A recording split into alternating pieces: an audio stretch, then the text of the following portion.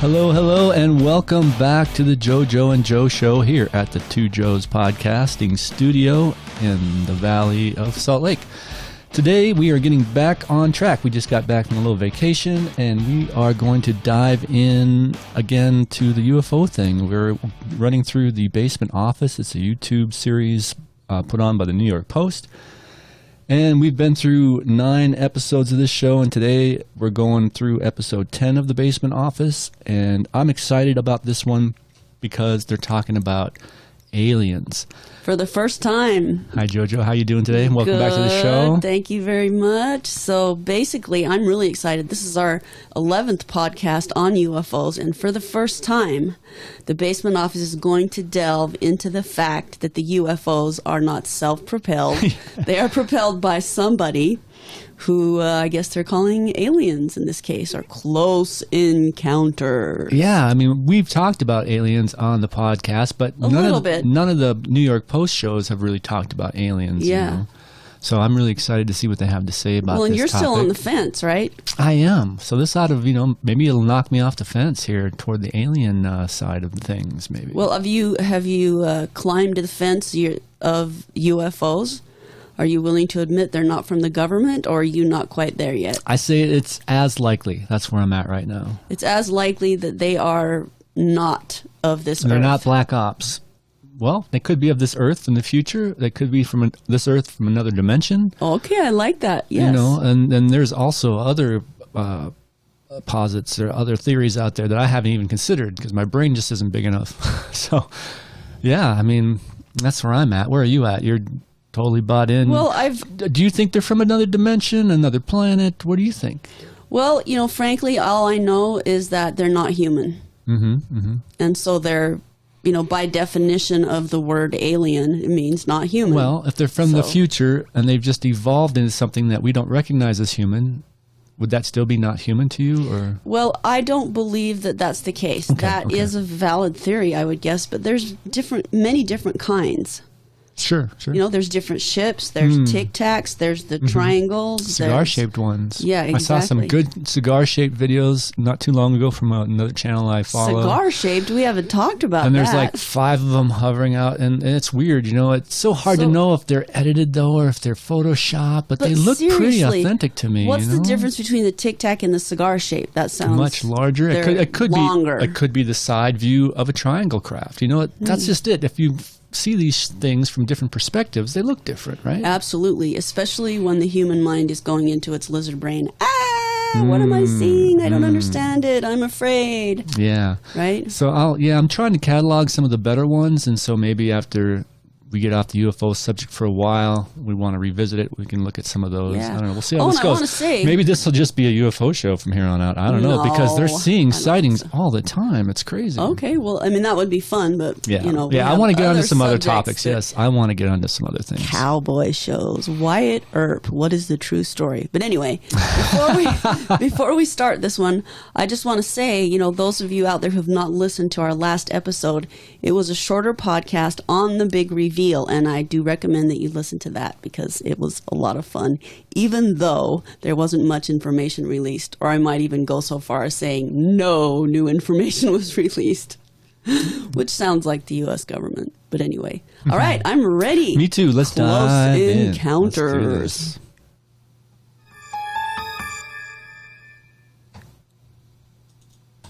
While most UFO sightings involve witnesses seeing a strange light, a disc, a triangle, there are some cases that go far beyond just seeing an unidentified object.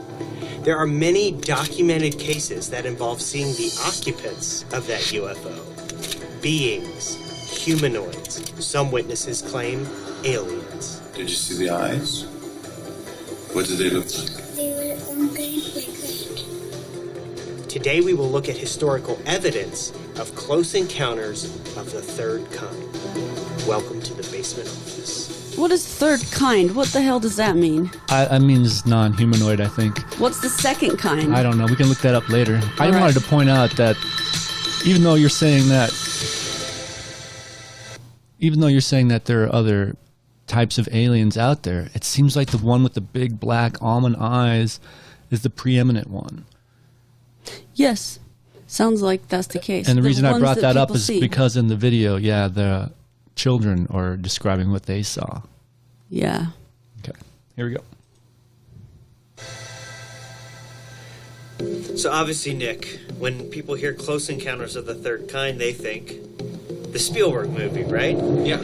Have you recently had a close encounter? Who are you people? Where does the Close Encounters of the Third Kind come from? It comes here we go. from Dr. J. Allen Hynek, who was Project Blue Book's scientific consultant. And he basically split UFO sightings into three categories. Close encounter of the first kind is the sighting of a UFO. Close encounter of the second kind is where a UFO has some sort of interaction with the environment that might be, just it rustles the treetops or it Leaves markings. leave markings or Right. something secondary in terms of evidence. It takes it above just a story. Close encounter of the third kind is a sighting where entities are seen in association with the UFO. Right. Two things to point out. Entities don't necessarily mean alien, and UFO doesn't necessarily mean alien. Unidentified is it. So you see an unidentified flying object, and you see unidentified beings. Entities, humans, you don't know who or what they are.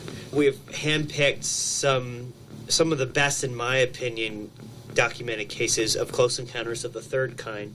And the first, kind of chronologically, really is in Aurora, Texas in 1897, quite a while ago. What do you know about this case? Well, 50 years before Roswell, 1947, New Mexico, it was alleged that something unknown, an object, a UFO, whatever we call it, crashed in Aurora, Texas, and bizarrely, in amongst all the reports that came in from the area, and we have lots and lots of newspaper clippings and coverage of this, but part of the story was that an entity, an alien, call it what you will, was found and actually buried in the local churchyard. The printed news cases here reads almost like a science fiction mini short story. The story of a downed craft and a body, the occupant of whatever crashed, was recovered. And the story goes that this occupant, pilot of this downed UFO, was buried by townsfolk in the local cemetery. And you would So think, can you pause it for a second? okay, I just want to point out that he says pilot, which is not necessarily the case. What if it was a passenger? Yeah. What if the ship pilots itself? Sure. Right? Okay. That's one of so your theories. let's That's, keep remind us going. of that. Yeah. Yeah, so pilot's not exactly the right word. Occupant, I would say. There you go. okay, let's prove this once and for all. If there is an alien buried underground in a cemetery, let's just dig it up and see what's there. But in the 1970s, multiple requests to exhume that body were denied. Then in 2008, they did actually get access, and they were able to use ground-penetrating radar to search the area. They did find some unmarked grave separate from the others, and they had a look. Now, unfortunately, it had deteriorated over the years such a lot that the results were inconclusive, but it was there. Something was there. I'm not saying it was alien, but there was an unmarked grave. Now, interestingly enough, pieces of metal allegedly were collected from the crash site and were analyzed. And there are photos. MUFON, Mutual UFO Network, acquired these metals many years later using metal detectors on the property where the crash happened. Now, here are some of the pictures and scans of these metals. What am I looking at, essentially? Well, you're looking at what might, if the believers are correct, be a smoking gun. Because again, with something like this, it's testable in a proper empirical, repeatable, scientific way. And tests were indeed done. MUFON sent the samples to various experts throughout the country. They found that the debris had many examples, physical examples, that an explosion had occurred. Analysis of the metal itself found mostly aluminum and iron, but they found strange things such as a lack of copper.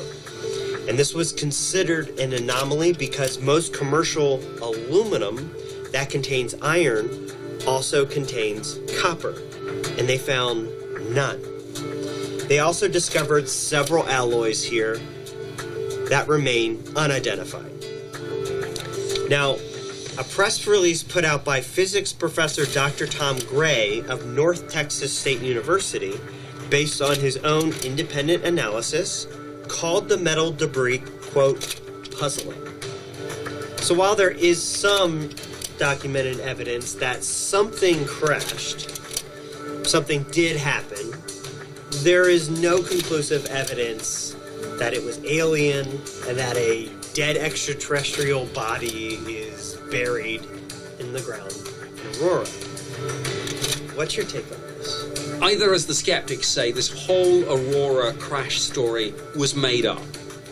There's a theory that the town got bypassed by the railroad and they needed something to make them attraction. Yeah, So needed tourism. Yeah. either it's that or it's the real thing. Okay, so moving on. So I've never heard of this story before.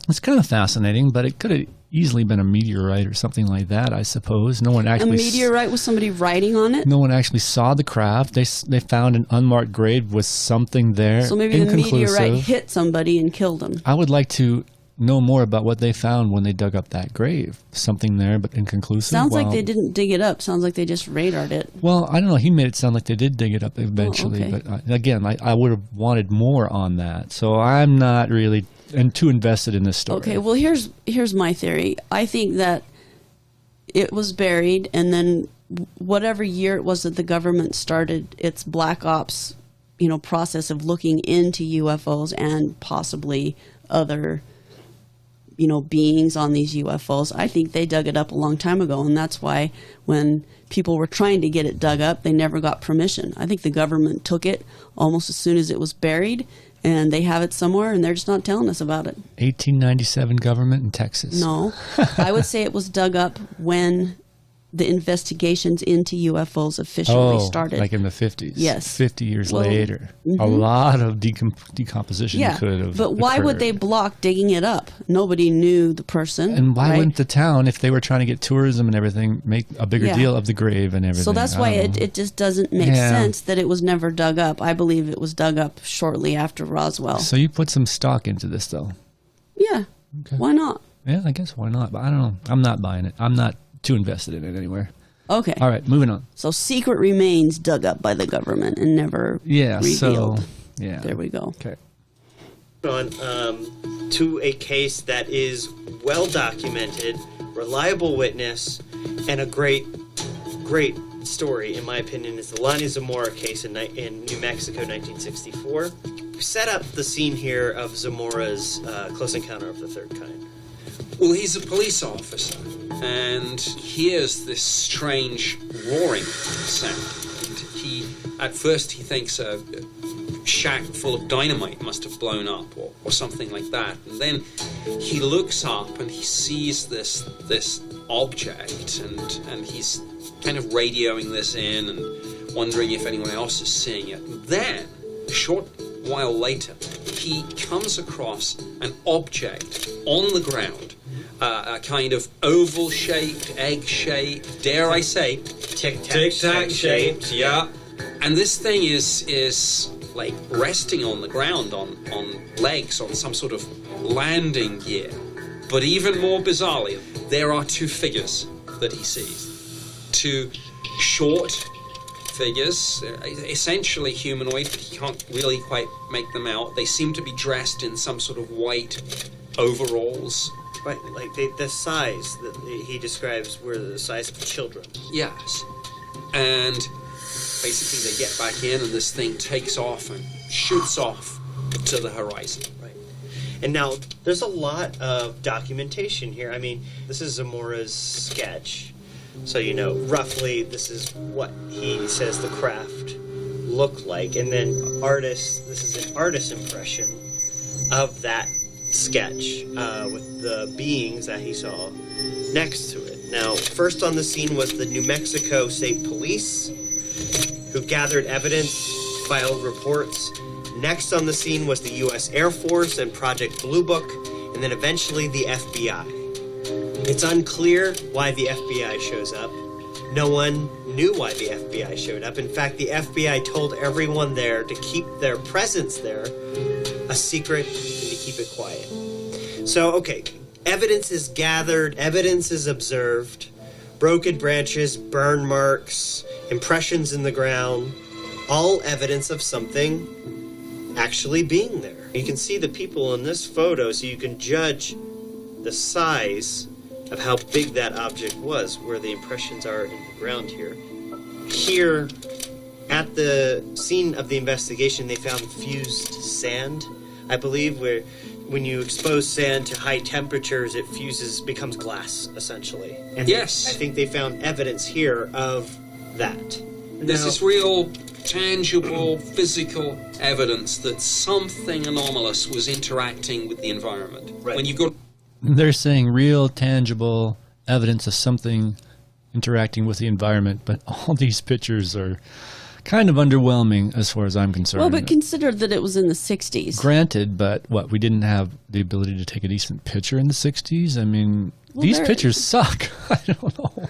Well- Damn it, I want more. I want a little bit better. Yeah. But on the other hand, we have all these people. They're saying, yeah, we've got glass here, we've got footprints, we've got evidence. Well, and that could be faked. I mean, the thing that people do where they get a metal rod and they pound it into the ground in the sand and then they wait for a thunderstorm and it makes really cool glass. Ooh, that sounds kind of cool. Yeah. So that's actually a thing. So it easily could have been faked. Impressions in the ground, sand fused into glass. Well, Yeah. it's too bad the guy didn't have a camera on him to take a picture of the beings. Yeah. got all those things at once, the eyewitness testimony, but the physical evidence too, then, as I've said before, it elevates this above the level of simply a story, and it becomes something provable. Right. Has there been any indication as to what the marking, the very unique marking he says was on the side of this thing? No, when you look at something like that, you would think, well, look, if this was ours, I mean, and there are some theories doing the rounds that this was maybe some sort of prototype lunar landing module being tested. Well, then it would have, like, the United States Air Force or NASA or there would be some discernible symbol or wording on the sides. But this is completely abstract, and it poses the question, if this is not our language or symbol, what is it? Yeah, I agree that if this belonged to the Air Force or NASA, you would see the U.S. Air Force symbol, the NASA symbol, or at least an American flag, because those symbols are indeed all over American aircraft. And per Zamora's testimony, all we have is this weird arrow symbol. But this occurred in 1964, in the middle of the space race, the race to go to the moon, the race to go to space. So moving away from this arrow symbol, I think that because of the location where this happened and the size and shape of this object provides a good case that what Zamora saw was potentially a lunar landing module or a experimental version of that being tested.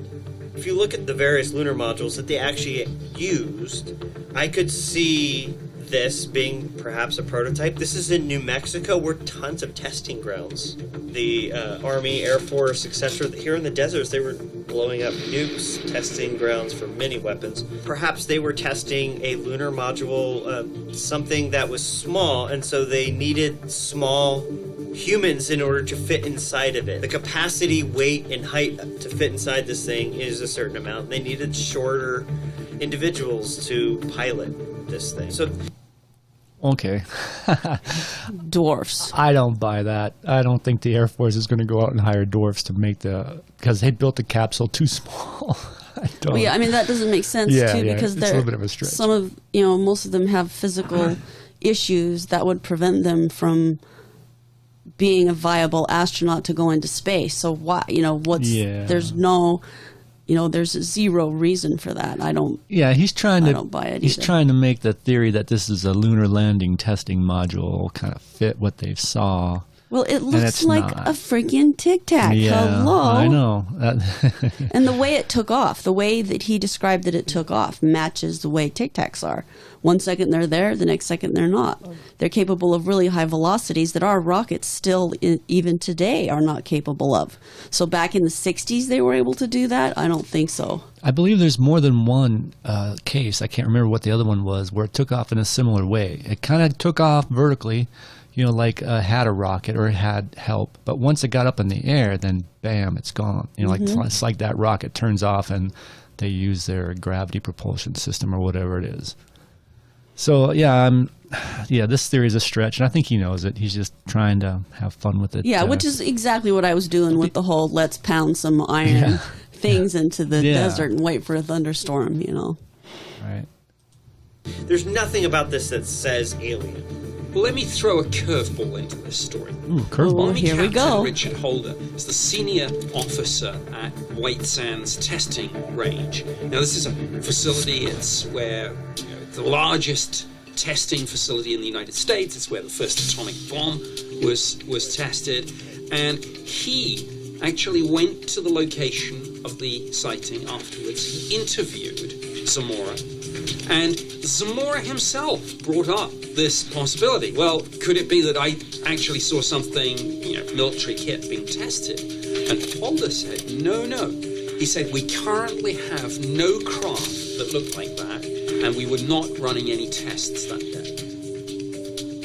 And Dr. J. Allen Hynek from Project Blue Book specifically and definitively ruled out that Zamora saw either a lunar landing module or excursion vehicle. I'd like to end by reading a quote from a secret report, Project Blue Book report, prepared for the CIA. Project Blue Book's director, Major Hector Quintanilla, said, "There is no doubt that Lonnie Zamora saw an object which left quite an impression on him. There is no question about Zamora's reliability. He is a serious police officer, a pillar of his church, and a man well-versed in recognizing airborne vehicles in his area. He is puzzled by what he saw, and frankly, so are we. This is the best documented case on record, and we still have been unable, in spite of thorough investigation, to find the vehicle or other stimulus that scared Zamora to the point of panic." Ha! There's Now, the I want lizard to brain jump over again. the next year. Yeah. So another thing I find interesting about that story is the FBI shows up for no really apparent reason, and then they say, "Everyone, keep quiet about this." Again, here we are, obfuscation, keeping it low profile. I mean, Well, and the it government's makes lizard sense. brain is going off. Yeah, there you go. Exactly. I completely agree. Anything that is unidentified is a threat, seen as a threat. Yeah. That's just how humans are. Yep. All right. Well, we saw aliens, but we haven't actually made contact with them as far as talking or touching or anything like that, or even getting that close, quite frankly, because he was a ways away when he saw the two figures. Mm-hmm. But close enough to know that they were shorter, I guess. And they were wearing white overalls. Yeah. And another reason why I think the shorter thing is significant is that I ran across, remember when I showed you that weird UFO the government was making, the U.S. National Archive video? No, I don't. You don't remember that? Where they're trying to hovercraft and they have it tethered and it can go 2 feet off the ground? I remember. So that same website, U.S. National Archives, I don't know how official it was, but it seems pretty official. They had an interview with a coroner, I guess you'd call it, or what do you call the guy that comes up with buries the Looks bodies? at dead bodies. Yeah. Decides what killed them. I had an interview with him from Roswell, and he talked about the Air Force wanting 4-foot coffins. Anyway, so it's the aliens are smaller. Oh, but in this particular case, though, that we've just looked at, Right. the aliens or beings, Right. whoever they were, got back in the craft and took off. Right. So the 4-foot coffins were for Roswell. Is that correct? Right. Yeah, So okay. shorter aliens. Yes. And I'm trying to remember if the 1897 thing was, did they mention whether that alien was shorter or not? Or if the body that they found was smaller, They didn't. childlike? I don't remember Yeah, them. they Okay. didn't. Excuse me. All right, well, we're going to take a quick little break because we have a kitty that wants to come in. So we'll be right back. All right. See you in a second. That was kind of cool.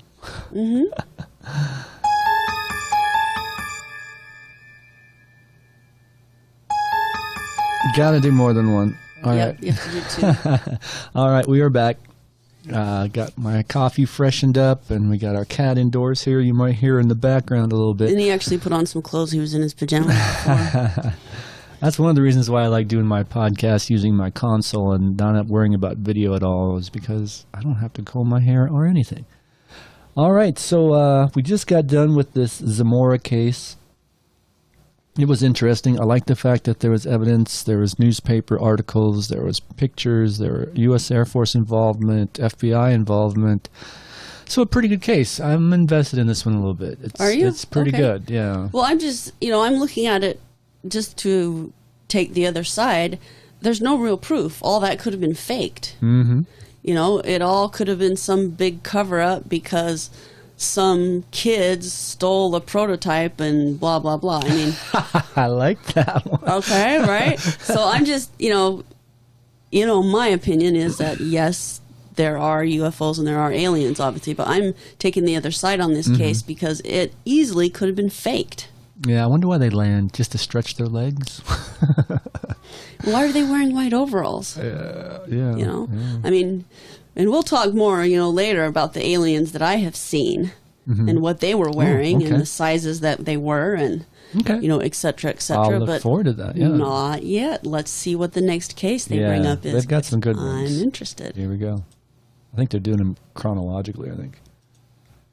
After this case right here, which is well documented, in France in 1965, a year later, a farmer An in ovni, Valençol, France, objet 5:45, volant he non gets up in the morning to go to identifié. work. The sun is barely breaking. He sees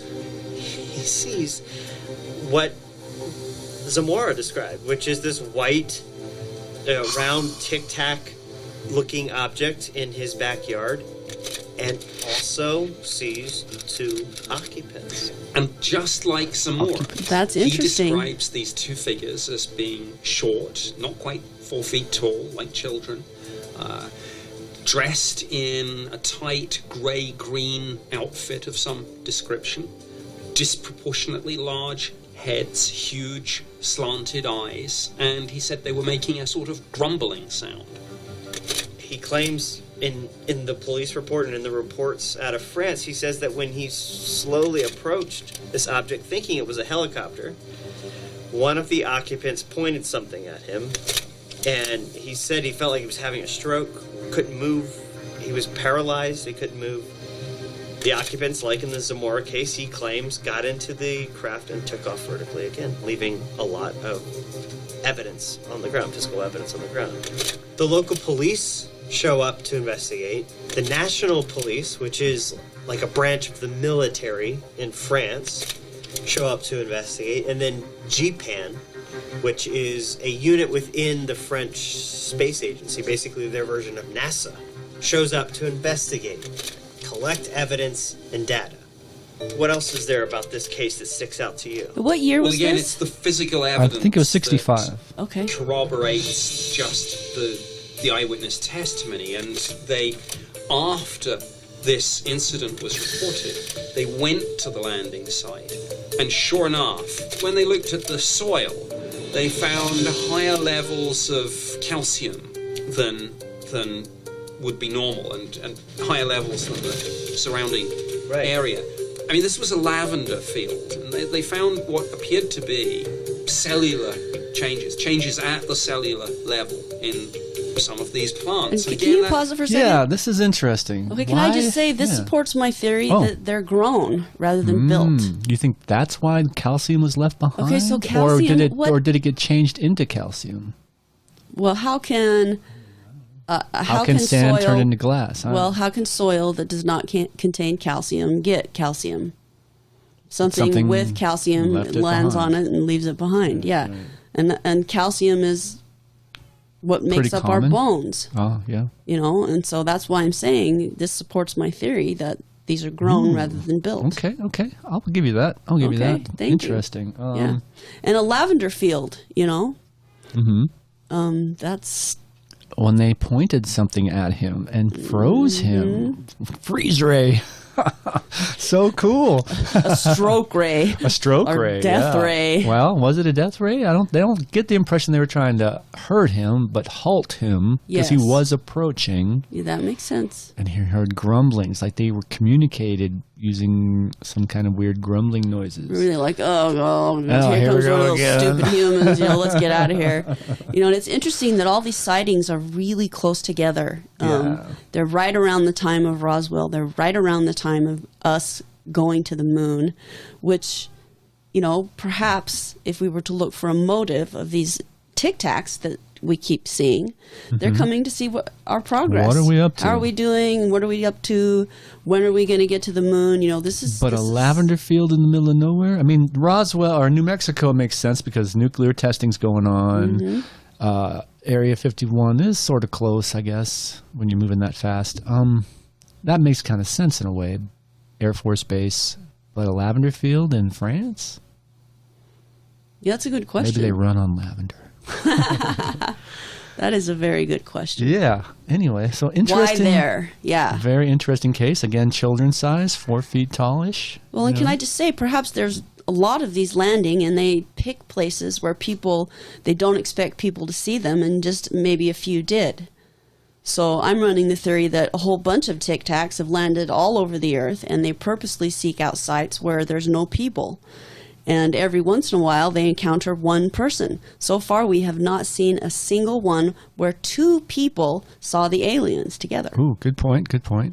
And I still wonder what they're doing, stretching their legs, taking soil samples. They like lavender, need a little sprucing up of their cabin side. Well, they got out of the other one, too, that was in New Mexico. Yeah, but again, they're not even getting lavender. They just got rock and cactus and desert, Well, I would land in a lavender field before I'd land in the middle of New Mexico. Well, so you have a fleet of Tic Tacs, and each one has 2 beings in it, and they're assigned to land all over the earth and try to avoid contact with humans and do whatever they're doing, probably making a survey of the planet. Or what if they're the same 2 making a survey? What if these are the same exact 2 aliens? Well, they changed their outfits. Slightly, but I mean, Zamora was kind of far away again, so maybe they have a change of clothes. Well, and by the time this one happened, maybe that guy had heard of the other sighting. I mean, who knows? Yeah. Well, listen to this though. Okay, here we go. Gives you something testable. This is something that you can, and they did, take to a laboratory, analyze. Yeah, you can see right here. I mean, the photos, these are on-site photos of investigators of impressions in the ground. And here are the arrows pointing at the different impressions in the ground. It's very similar to the size and spacing of the Zamora case.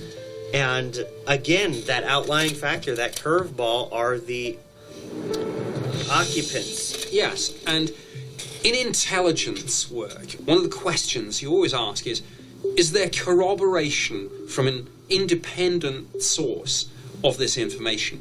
And when they showed the farmer a sketch of Lonnie Zamora's UFO, it was like he was shocked, and he said somebody else has seen my UFO. He was relieved. Also, because he was relieved. It was an not investigator insane. who had a report of the Zamora case, and he was almost relieved. Oh, thank God I'm not crazy.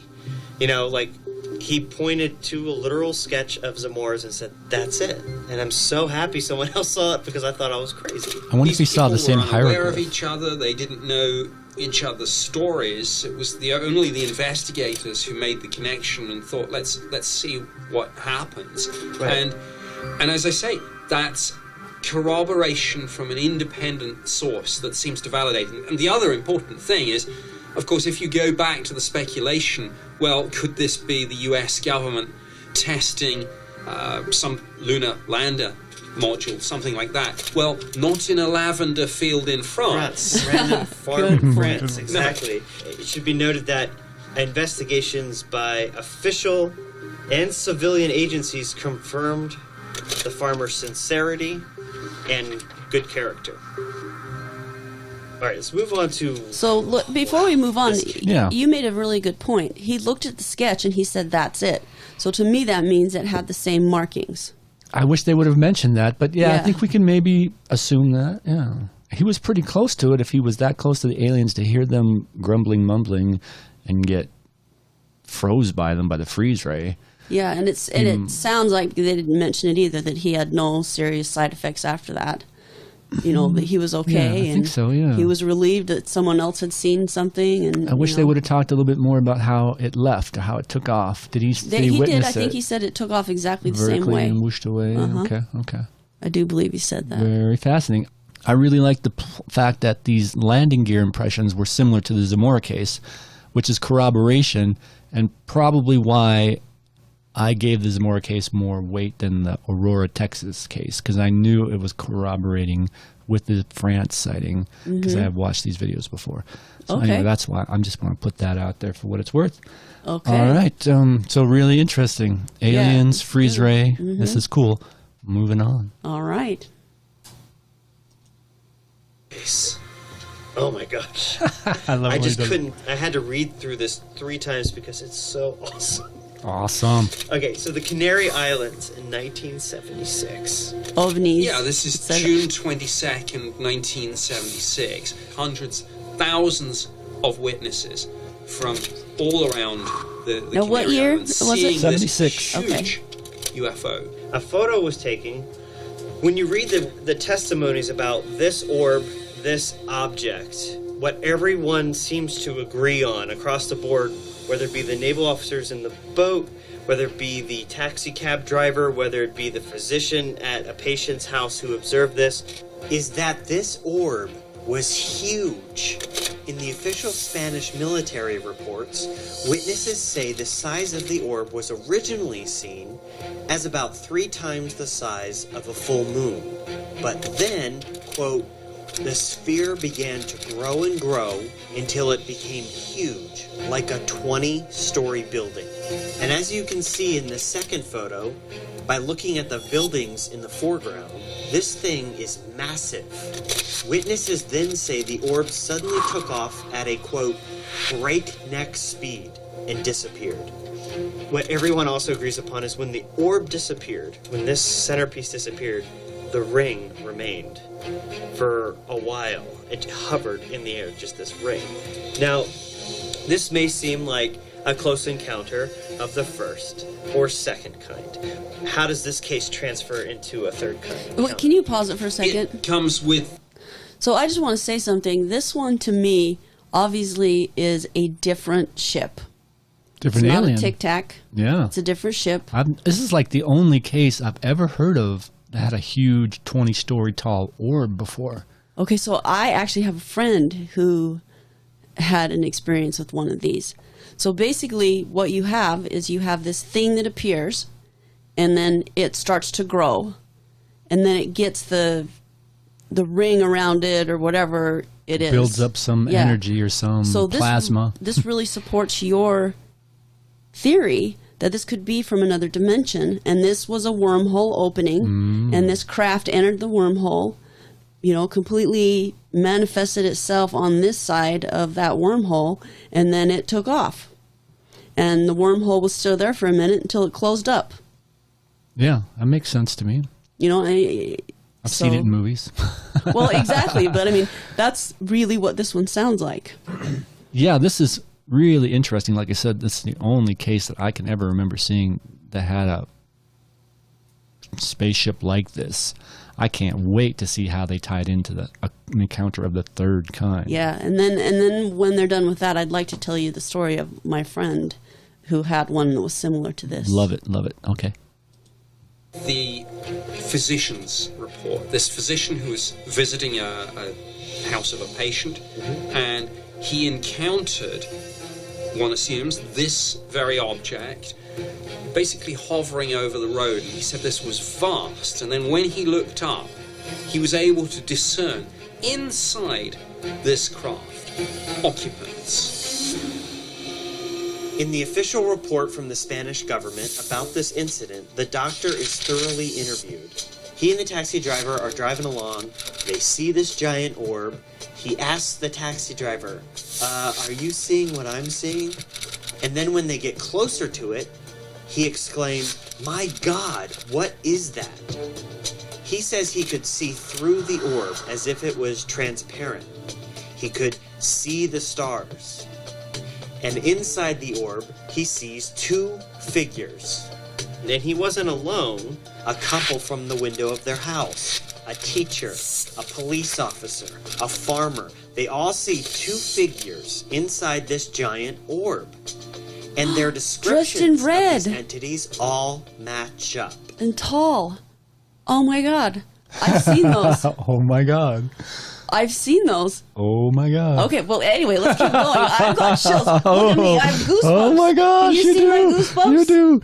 Oh my. Here we go. Oh Here we my. go. Okay, let's keep going. Wow. Okay. And I like the fact that multiple witnesses saw these occupants, not just the doctor, not just the taxi driver. I saw two figures like men in the center, but cannot be sure. Two people dressed in red, dressed similar to divers, tall as if they were sitting. That doesn't make sense. While driving, I could see two figures inside. Wow. Okay. Wow. This one gave me the chills. It sure did. Goosebumps. Two occupants, I believe he said, dressed in red. 3 control panels, and then a tall, almost tower of sorts within the orb. If this is us, if this is a government experiment, if this is top secret military tech, what are they doing messing around in some random town in the Canary Islands? It's not... There are plenty isolated places across this planet, Sure. deserts where no one's going to see you. You know, why go where there's high population? So to me, it doesn't make sense. If this is some human experimental thing, it doesn't make sense for them to be going here. Now, the leap to there were occupants that aren't human on board, you can't prove that, but you have more than one witness saying they saw something. So they saw something. They believe they saw occupants. What's really, I think, extraordinary about this is the level of documentation we have from the Spanish government. The Air Force launched a full, detailed inquiry into this. And again, this is so important when we talk about these cases.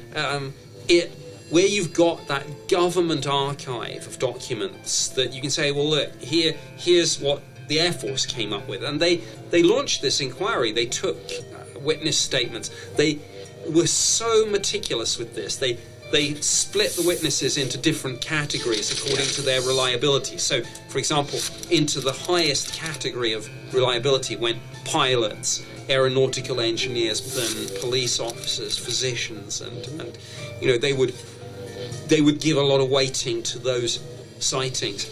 But this is essentially the Spanish Air Force concluding that, look, there's no smoke without fire. Something happened here, and something extraordinary. And the Spanish military, after an exhaustive investigation, came to this conclusion.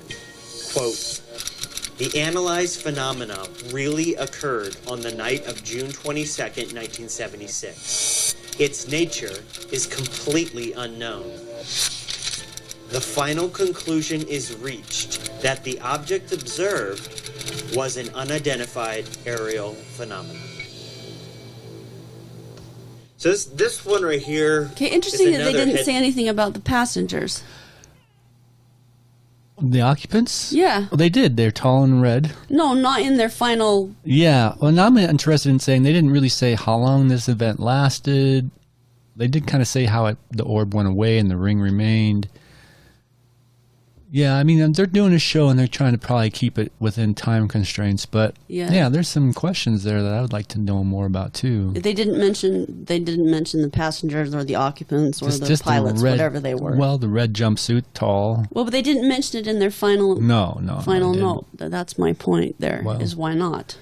Because not all of the witnesses were close enough to see them. But several were corroboration from different vantage points, they know each other kind of thing. I really like the fact that it took place in the Canary Islands and it's Spanish Air Force, Spanish documentation. Because I think I've said it before, that kind of bothers me when it's always U.S. stuff. You know, U.S. government this, U.S. this, U.S. that. It happened on a U.S. Air Force base. It happened near a U.S. Air Force base.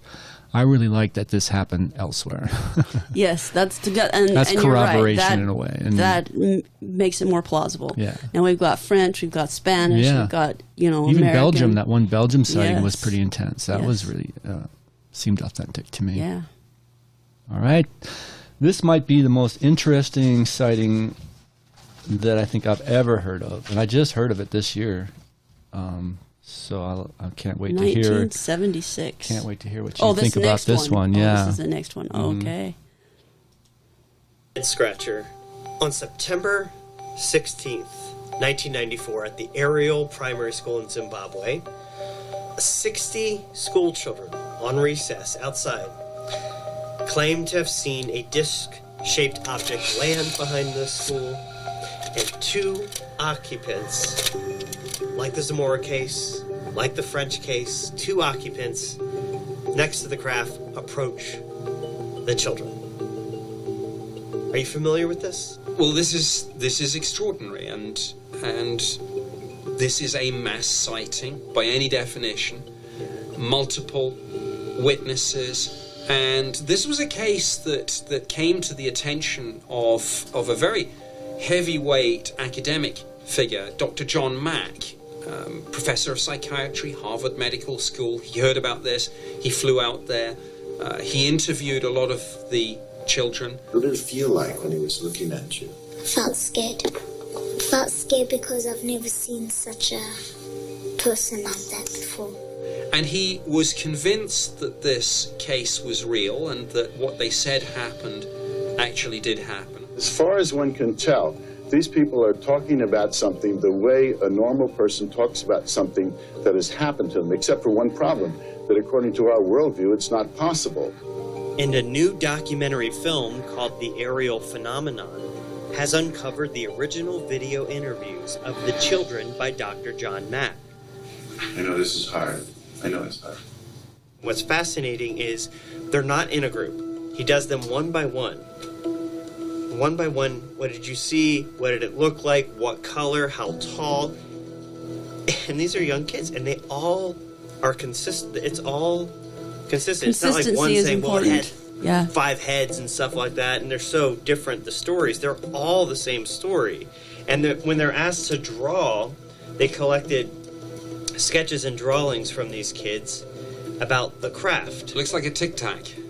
It does. Well, in many ways, this right here, which the students all agree was a thing that was in their schoolyard, it's a white thing like the Zamora case, like the French case. Here's a sketch of one of the children did of the occupant. Another one who says there were 2. And the core of this case is a thing came out of the sky and landed. Okay, that's not really a dispute. Everyone there says that happened. People, humanoids, entities, whatever, came out of the craft.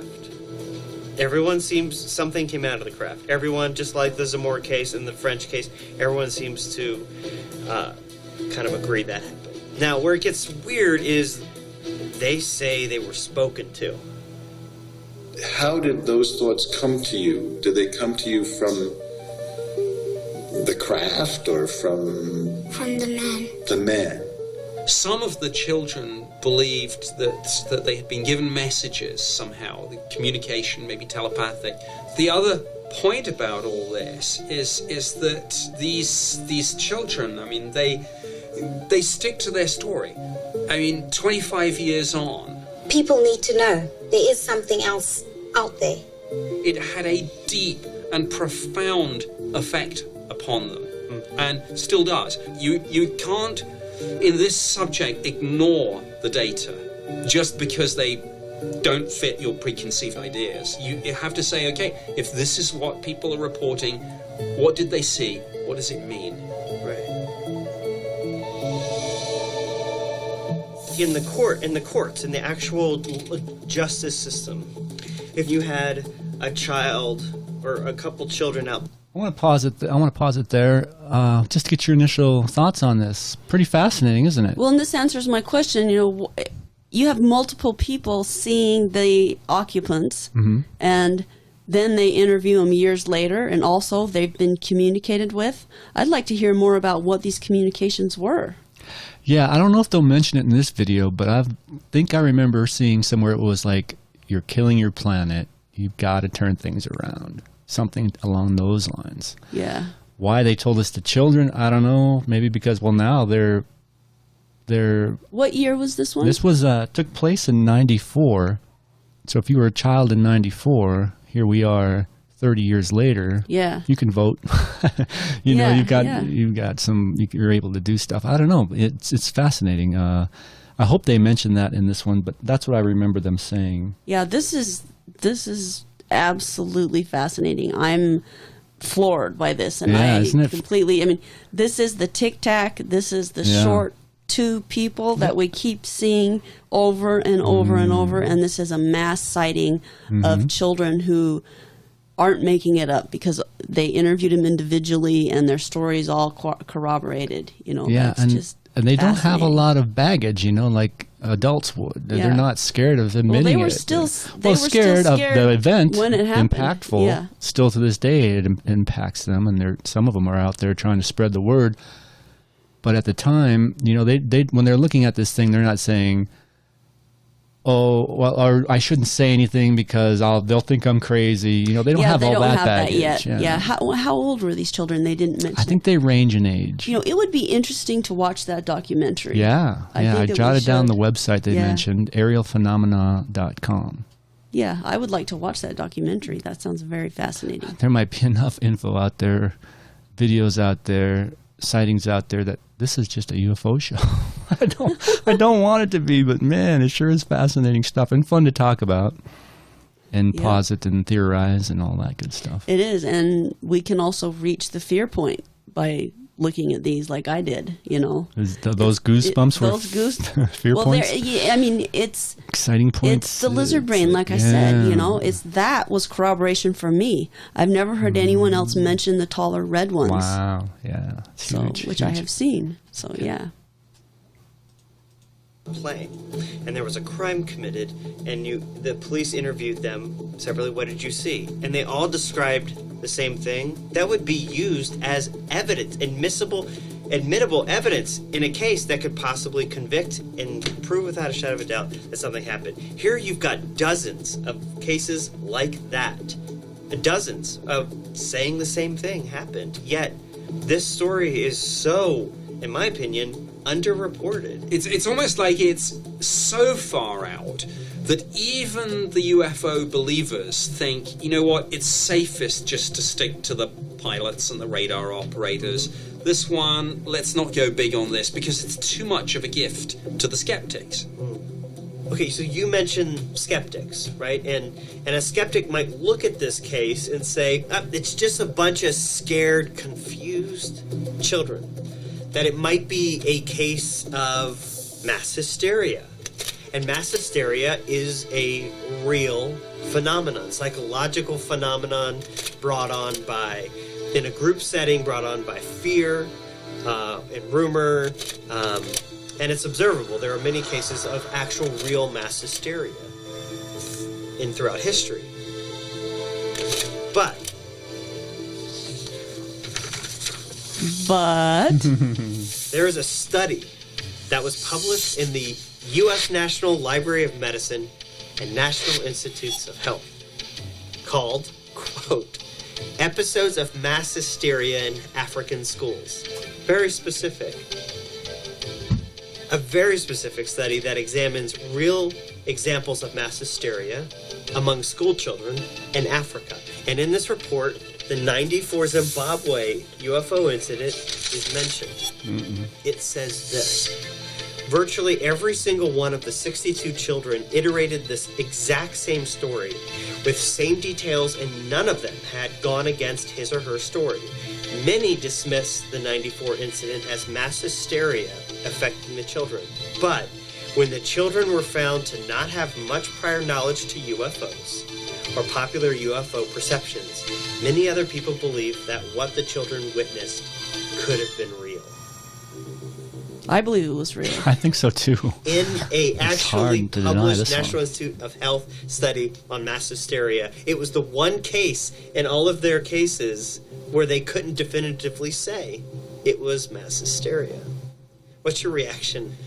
Well, it's great because this is exactly the sort of body you would expect to say, we are skeptical, and this is a great example. But they say exactly the opposite. Like, yeah, this is what hysteria is, but we think the school, something else happened.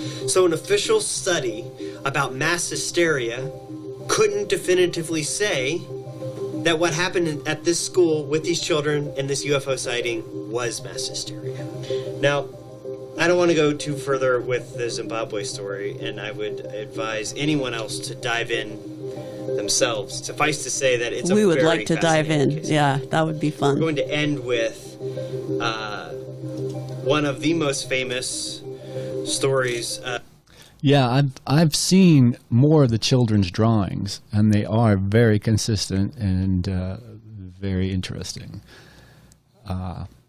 Well, and it's interesting how they kind of skim over the communication issue. This is really the Yeah. first one. You know, the one where the guy got freeze rayed, okay? And But this grumbling, is the mumbling. first one where they've actually communicated to humans in a way that humans could understand. Yeah. And yet they really just kind of glossed over Yeah, it. again, I think time constraints, and he even says, please go dive into it yourself. We can't cover it all here. Yeah, yeah. They would have a whole episode, hour long, just on the Zimbabwe case, probably. But yeah, really, really Well, I good think maybe case. we should do that because I think that would be fascinating. Yeah, We'll see. Yeah, I agree, man. All right, so we have one final nail in the coffin. I think you are now a believer. You just said. I might have been knocked off the fence. Did you? Oh, no. Here we go. Of a close encounter, which is the Betty and Barney Hill story, which if you know anything about UFOs, you're already familiar about, but I think, they deserve a big spot at the top when it comes to close encounters. Tell me about Betty and Barney Hill. Well, this is a classic case from 1961. Betty and Barney Hill are driving home late at night. They see a UFO. Then they actually see entities. And so we have close encounter of the third kind. But it gets better. They claim they are taken on board this craft and procedures are carried out on them. So effectively it moves from a close encounter of the third kind to a close encounter of the fourth kind, which we now know as an alien abduction. And on the next episode, we will be diving deep into the phenomenon known as alien abduction. Okay. Ha, teaser. Wow, okay. So, can I talk about my please, experience? please, Yeah. yes. So I have a friend who, Which you've mentioned, I think, who has actually, on this podcast. she's had an alien. She has been abducted by aliens. She has been taken aboard a craft. But that's another story. I want to talk about my sighting. So I was with her. She lives in a very remote area of central Utah, and at the time was living on a farm that she was renting. And so this was a farm with lots of hills, and it had a kind of it would go uphill, and there was a mountain to the back of the house, okay?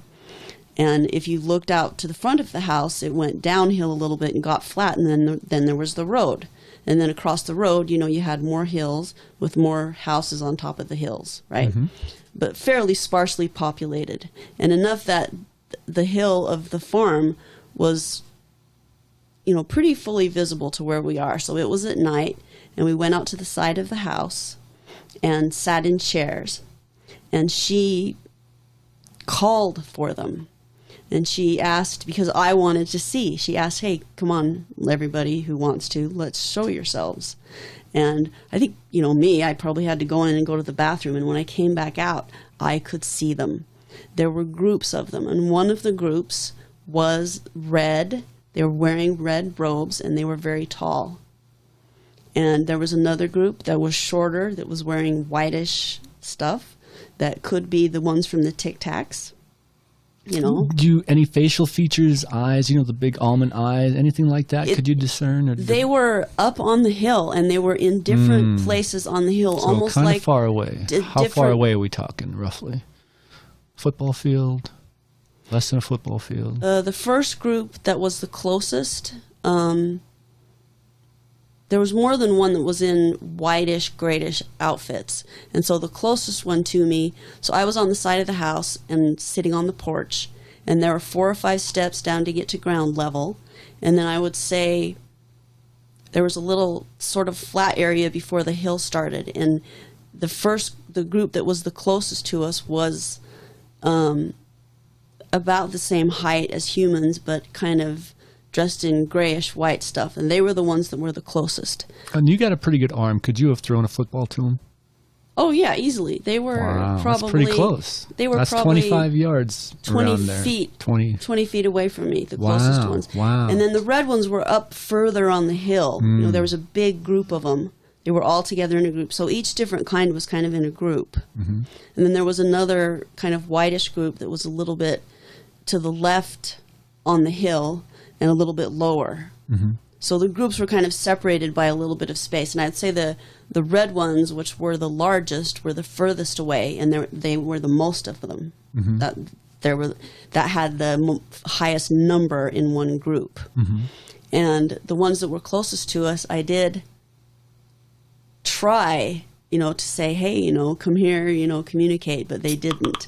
Everybody was just standing there looking at us, and we were looking at them. Did they look your way? I didn't see any eyes. Did they acknowledge you when you said, hey? The closest group moved a little bit closer and then stopped. What were the groups doing? What were they doing in the group? Talking to each other, or no? They were taking soil samples. They were just standing there, and they looking in your direction, looking at each other. It was almost as if they had projected themselves into our reality for that moment, specifically because it was requested by my friend, that I could be able to see them. And, I actually have a long history of having aliens be interested in me, and I hadn't really seen them up until that point, but I had evidence from other people who would come in contact with me and freak out. I don't want to be around this person because this person is attracting all these other entities that scare me. Interesting. I've had more than one person freak out about me before. So I'm interested in the robes. When you say red robes, are we talking like Jedi robes? Are we talking, It was their clothing. Okay. It was their clothing, but and it's more like a draped clothing than a jumpsuit that astronauts wear. The red ones, yes, were more draped, and they had, I don't know, embroidery might not be the right word, but they were patterned. But they were red color. Anything that looked like hieroglyphs or that kind of pattern? No, it was more like just really cool looking clothing. Fractally, paisley. It was interesting because if I focused on one group, if I could just focus my attention on one group for a while, it would get more solid, and the other ones would they were still there, but they were transparent. I don't know how else to describe it. It's almost like my attention on each individual group would strengthen their presence in our reality. Mm-hmm. So there were no ships. By the time I got back from the bathroom, they were just all there. And it was freaky. I mean, it was freaky. And if I wouldn't have had my friend with me, I don't know that I would have been willing to engage with them. Stay put. Yeah. And so the way I engaged with them was just by observing each group and trying to see it with as much detail as I could. And it was my first time. And so there were 4 different groups. 4 different kinds of aliens? Yes. Wow. Well, 4 different groups of entities that looked different, but there was groups of them. So there wasn't just one, you know. Mm-hmm. So I don't know. But one of the things that was explained to me is that you have some aliens that are more like humans where they haven't all learned empathy yet. Mm-hmm. So their intention on Earth may not be to help us. And then there are many groups of aliens that have learned empathy and they are here to help us. And the red ones are here to help us. I think the I don't know if it's the Tic Tac ones, but it's the ones that look like your classic alien with the elongated head and the weird eyes, right? Mm-hmm. There was a group of those. And I think those are the ones that are still learning empathy. So they're, you know, obviously their level of technology or their ability to check out our planet is ahead of humans. But like humans, they don't necessarily act for the benefit of all beings. Like the red ones act for the benefit of all beings. Mm-hmm. And some humans are able to act for the benefit of all beings. But right now, our reality is not empathetic. It's, hey, I can get more money. Who gets more money? And who gets the power? Right. You know, that's not empathy. That's power hungry. Has your friend ever tried to communicate with them or communicate with them? Do they have like a message for us? She was abducted and went on a ship, and it was very traumatic for her. And I have to talk to her about it more. Man, I would love to get her on the podcast, man. Yeah, that would be amazing. That would be fun. I could bring my gear down there, and we could just have a UFO day. We should do it because she is, because of her own personal experiences, she has studied and become an expert, and she is able to communicate with them. But as far as a message for humanity or anything like that, well, like I said, some of them are here to assist, and others are here to do experiments and observe, and their maybe intentions aren't all good. So in other words, when the lizard brain reacts and you just chalk that up to, oh, this is because it's something I don't understand. Mm-hmm. That's true. But there are at least one group of aliens that are more like humans, and they may not, they're experimenting on us. They're checking us out. They're here for their own good rather than here for the good of all beings. Mm-hmm. I don't know how else to describe makes that. Sense. Yeah. So these aliens, you said they're kind of like projected in a way, kind of holographic in a way. Yes. That kind of almost supports my theory of another dimension, does it not? Yes. I think that, whether or not they had to use craft to get to where they were so that we could see them, I did not see any craft. Interesting. But my friend has, that big craft that started out small and then got bigger, and then it had the ring, and then it disappeared. Mm-hmm. And I was saying I think that came in through some kind of a portal.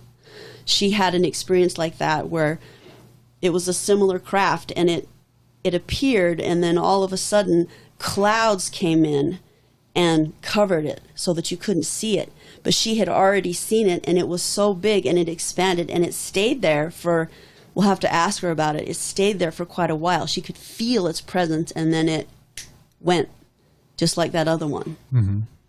And it was huge. I wonder if they need the craft to become a more tangible entity in see, this reality. Before the clouds came in, you couldn't see the end of it. That's how big it was. Hmm. And it was hovering hovering over the area for, I'm thinking, several hours. I think you mentioned that in the previous podcast, but it seemed like it was more of one of those huge triangular craft than an orb craft. Well, the clouds came in and covered it up, and well, she got to look at it before the clouds came in. There's some fuzziness going on there. Well, yeah, we'll have to ask her. Yeah, I'd like some more clarification there, because your story is kind of a little bit jumbled. Because I can't, it's been a while. Yeah. All right, we are back from a short break, and I just wanted to kind of wrap things up.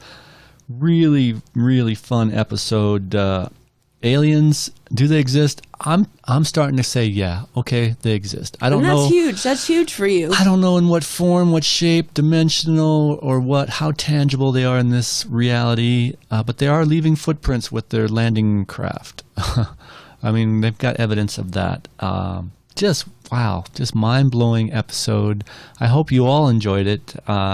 We are going to try and get JoJo's friend on the podcast here probably in a couple sometime months. This fall. Yeah. Just because, man, I would love to hear some first-hand accounts of this stuff and see what she has to say about it all.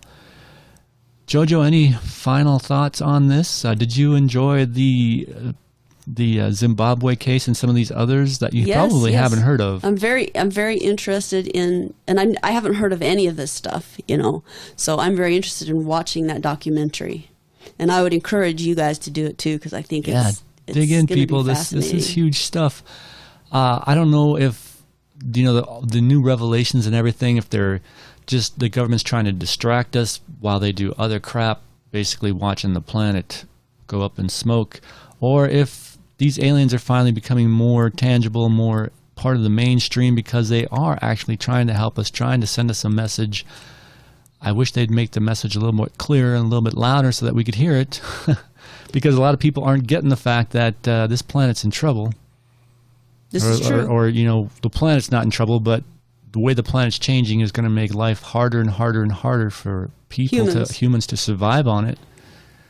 And that's kind of where I want one of our podcasts to go, because I have a lot of opinions and things to say about that.